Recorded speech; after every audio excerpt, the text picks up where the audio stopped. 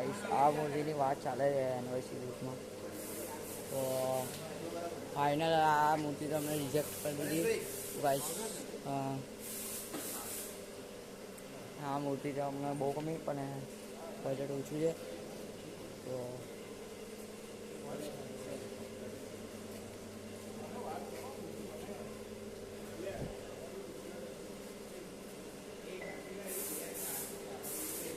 તો ગાઈસ એના કરતાં વાર્તા ચાલે છે અને આ મૂર્તિ હતી એ હતી એટલે રિજેક્ટ થઈ ગઈ. વાંધો નહીં, બીજી અમે રેડી કરીએ છીએ, બીજી જોઈએ છે અમે.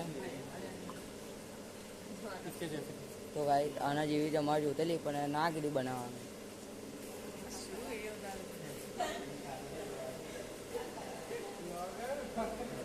હા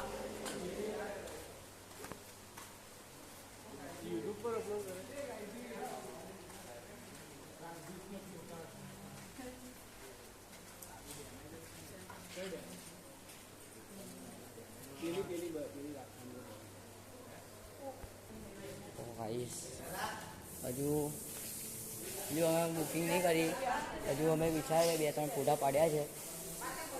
તો ગાઈસ 2-3 ફોટા પાડી લીધા છે, હજુ બુકિંગ કરવાનું ચાલુ છે. તો ગાઈસ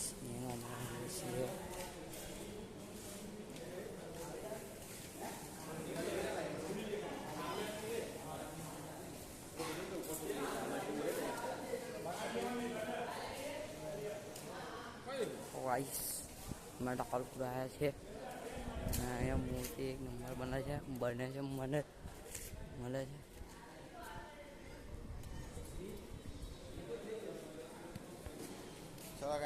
તો ગાઈસ અમે જઈ રહ્યા છીએ શ્રીવાળો ફોટો પાડવા અને એક જણ હજુ બતાવવાની છે. જોકે 2 મૂર્તિ અમે બતાવીશું કે જે કહેશે ના આ તો આપણો બજેટની બહાર. ના અમે લઈ શકીએ પણ કોઈ સ્પોન્સર થાય તો 5-6 હજાર રૂપિયા સ્પોન્સર થાય. હા તો મજા આવી જાય. તો ગાઈસ અમે શ્રી મૂર્તિ લેવાના છે. આવી જાય બસ આ જ.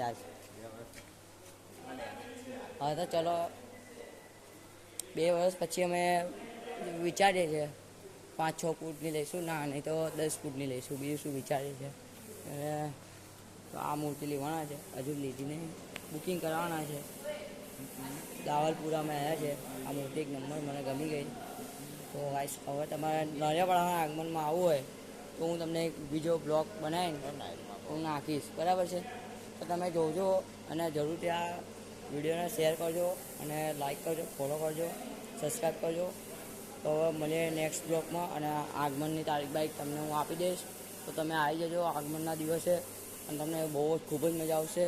નળિયાપાડામાં આવી જજો, આગમન કરવાનું હશે ત્યારે અમે તારીખ આવીશું, એનો નવો બ્લોગ બનાવીશું.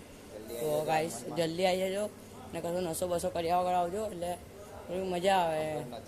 નચાઈ કરીશું તમને. ઢોલકા મંગાવવાના છે, પહેલાં આવી જજો. હવે મળીએ તારે. તો ગાઈસ અહીંયા બ્લોગમાં એન્ડ કરીએ છીએ. બાય.